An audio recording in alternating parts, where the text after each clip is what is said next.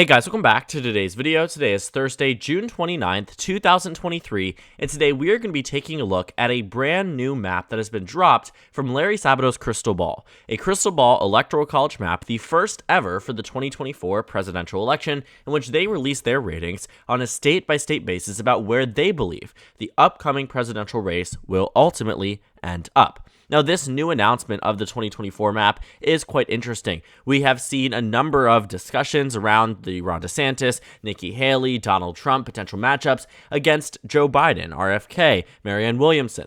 All of these potential 2024 matchups have left some level of uncertainty ahead of our upcoming presidential general election, because largely, depending on who the nominees are on the respective sides of the aisle, Democrats and Republicans could drastically deter each party either from winning seats or losing them in a positive or negative way, depending on who it is. Now, what we're working with here is simply just our 2024 map, assuming that there are some general understandings about these states. Many of them aren't going to switch regardless of who the nominee is going to be, and that is perfectly encompassed here by the safe and likely characterizations that are indicated by the lighter and darkest red.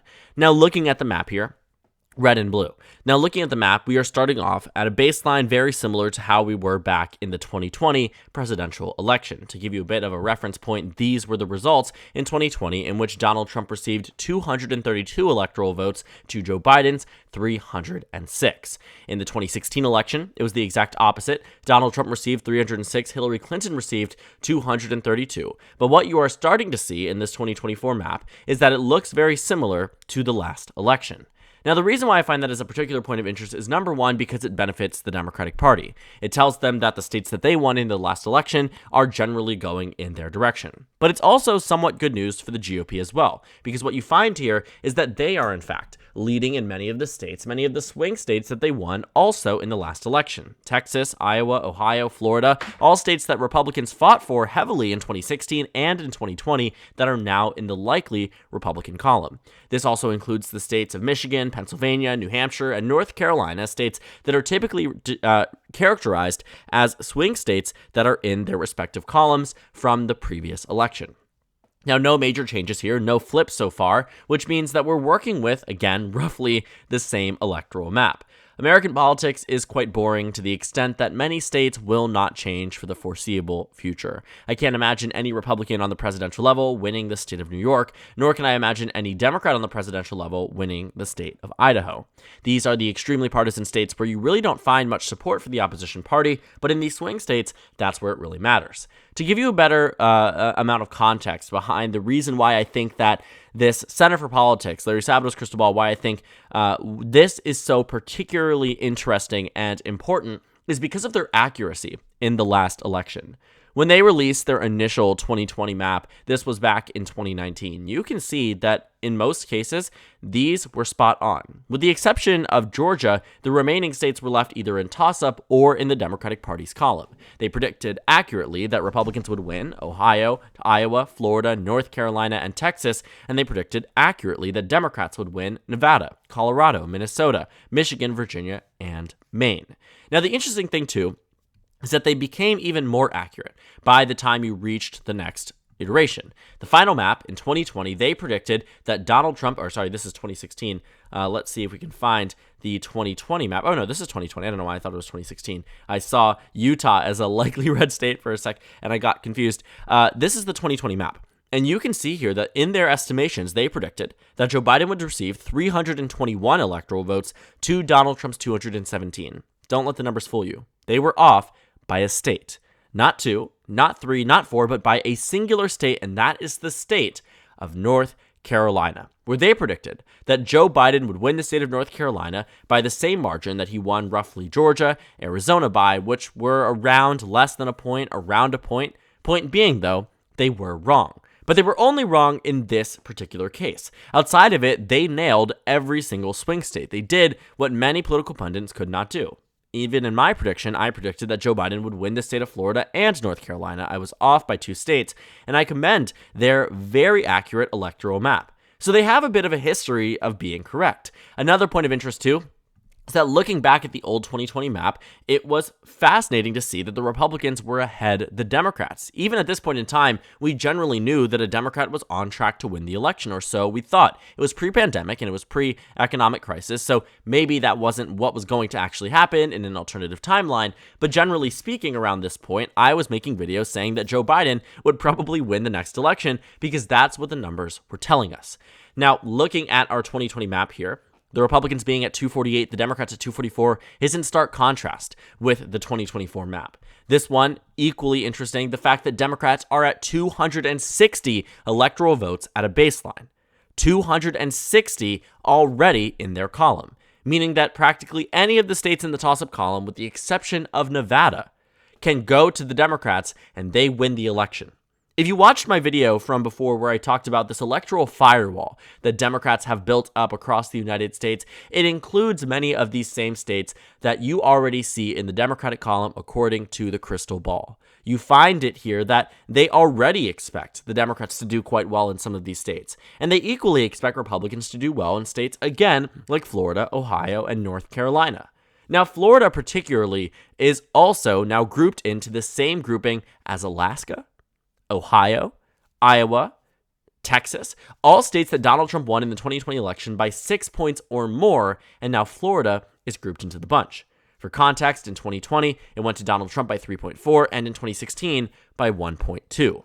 So for a state to move in that rightward direction, it means that Florida is being locked down. But this map is also working under the assumption largely that it's going to be a Biden and Trump rematch. And in many ways, they are absolutely correct. The 2024 Republican nomination polls show Donald Trump leading by 31 points ahead of everybody.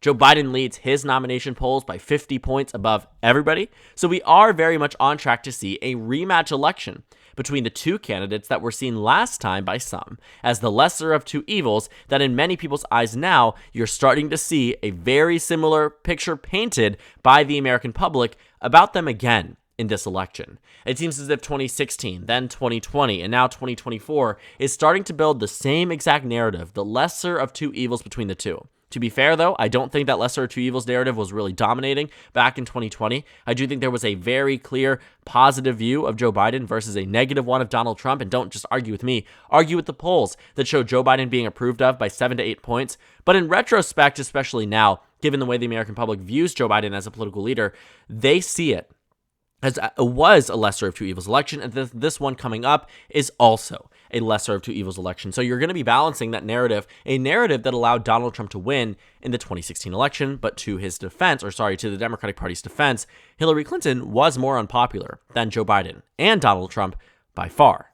But looking at our 2024 map, I think this shows just how the Democratic Party does have an inherent advantage in the 2024 election. I've been saying this for quite some time, that it would take a lot to see Joe Biden lose re-election, especially given the antics and the ramping up of the investigation around January 6th, the twice indicted president being the frontrunner on the opposition side, the fact that the Republican Party still cannot coalesce around an anti-Trump candidate, and you will find a fractured party similar to what we've seen in the past for Democrats and Republicans for the past few decades that have translated to general election losses. The point is that you're starting to see a perfect storm in favor of the Democrats. And it's not just me trying to espouse this rhetoric here. It's the mainstream political pundits, like Larry Sabato's Crystal Ball, like the Cook Political Report, like FiveThirtyEight, that are starting to see it come out into fruition. That this perfect storm is building an electoral map that has made Colorado a safe Democratic state, despite being one that voted for George W. Bush just a few elections ago. In 2004, it went to George W. Bush against John Kerry by 5 points. Today, you put them against each other, John Kerry wins by 14. That's the nature of how Colorado has moved leftward, largely in response to Donald Trump managing the Republican Party, to the electorate being guided around Donald Trump, Ron DeSantis candidates along those lines. This 2024 map has been the culmination of anti-Republican rhetoric by Democrats, by anti-Democratic rhetoric by Republicans in some of these states, that has allowed these previous swing states to become way more solid in favor of either side of the aisle, but more so, frankly, in favor of the Democrats. Because Democrats being at 260 means that they just need 10 electoral votes away to win re-election. The Republicans, however, need 35. And I say that to also point out that getting 35 is not going to exactly be an easy task. Looking at the last election, and I mean the midterms, not the presidential, you can see just exactly why people might be worried on the Republican side about winning their elections. Because in the 2022 results, Pennsylvania went to the Democrats on the Senate level by 5 points, on the governor level by 15 points. You go back and you take a look at states like Arizona, went to the Democrats by 5, Georgia to the Democrats by 3, New Hampshire to the Democrats by 9, Colorado to the Democrats by 15. And looking at these governor elections, Nevada went to the Democrats too, you start to see where the worry comes in too. Because if they nominate someone in Wisconsin like Tim Michels, i.e. Donald Trump, who propped up Tim Michels, Tony Evers beat him by 3 points in a year more Republican than the 2020 presidential. Keep in mind, the 2022 map was about 7 points, 7% to the right of the country than where it was in 2020. And Joe Biden, for reference, won Wisconsin by 0.6, but it's because Donald Trump's nominee, who embodied him in every way possible, and it's clear not only in Wisconsin, with Mastriano in Pennsylvania, with Kari Lake in Arizona, with candidates across this country propped up by Donald Trump's endorsement through the primary, Tudor Dixon in Michigan. The list goes on. Translated to general election losses for Republicans in a year 7 points to the right of the nation than 2020. Does it make sense that an electorate that, if it was the 2020 presidential, would have voted for Trump by 6, equally elected John Fetterman by 5? Maybe we're extrapolating wrong, but what I'm telling you now is that the 2022 midterms, and I've been telling you this for a while, were supposed to be this Republican landslide. They were supposed to blow Democrats out of the water, and you know what happened? Fetterman won by 5. Warnock won by 3, Cortez Masto held on, Kelly won by 5, Democrats won in Colorado and New Hampshire by near double digits or double digits. Point being, the Democrats had a phenomenal night in November 2022, and the reason why that matters is because there was one common denominator, quite literally one common denominator, whether it was the House elections, whether it was the Senate elections. You can see it in the governor elections, no matter what it was. The nominee, propped up by Donald Trump, lost the general election in more cases than not, at least in the competitive races. Democrats won numerous competitive House races too. All of them, almost all of the Republicans there, were endorsed by Donald Trump. His word was gold in the primary. And you can see that following the 2022 midterm elections, Donald Trump's lead amongst the party dipped dramatically. Immediately following the November midterm elections, when they got around to doing Republican primary polls again, Donald Trump went from a 31-point lead down to immediately an 18-point lead. It was hammered in by Republican pundits across the country. Ron DeSantis just won Florida by 20. He's on track to win. He will win the 2024 election. Hammered in. You start to see, boom, toll down to 18. Boom, down to 14. Boom, down to 13. Even at a low point for Donald Trump, he was leading by just 12.8% nationwide. Today, he leads by 31 because Donald Trump, as masterful in his craft as he is, was able to reverse this rhetoric, to make it so he is the electable nominee, and yet the consensus is that he's not. You look at 2018, you look at 2020, and you look at 2022, and you come back and you tell me that Donald Trump is the most electable candidate. I point you to 2024. I point you to what the pundits are showing us now, over a year out from the election. I mean, this is avoidable. If I was running the RNC, I would recognize that this is an avoidable outcome, that should Joe Biden just narrowly win Arizona by 0.2 again, or let's say Georgia, or let's say Wisconsin, that he wins re-election based off where we are today, because what we have seen is that Donald Trump is probably one of the least electable Republicans on the 2024 slate, yet he is on track to win. Joe Biden, as a president who is disapproved of in favorabilities by 15, job approval by 12 nationwide, over 50% of the country has a consensus that they disapprove of his job as president, and yet somehow he's on track to win re-election. Republicans need to self-reflect and ask themselves. Joe Biden is not this electoral juggernaut that cannot be challenged. He absolutely is, because in every general election, every candidate can be absolutely challenged. And yet somehow, the 2024 race is looking very and eerily similar for Republicans, as 2020 was, as 2018 was, as unfortunately in hindsight, 2022 was. the 2024 election could be winnable for Republicans, but what we are seeing today from Larry Sabato's crystal ball is that it currently is not. They are within reach, but they are not within striking distance.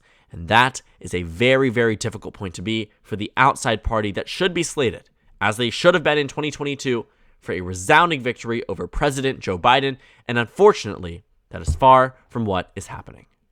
So thank you guys so much for watching this video. Make sure to comment down suggestions below. Subscribe on the left if you haven't already, and check out the Instagram and Twitter. At the bottom left of the screen, there's also a Discord server for you to go ahead and join. On the screen, there's a video you can watch, and then a playlist for my 2024 election analysis videos.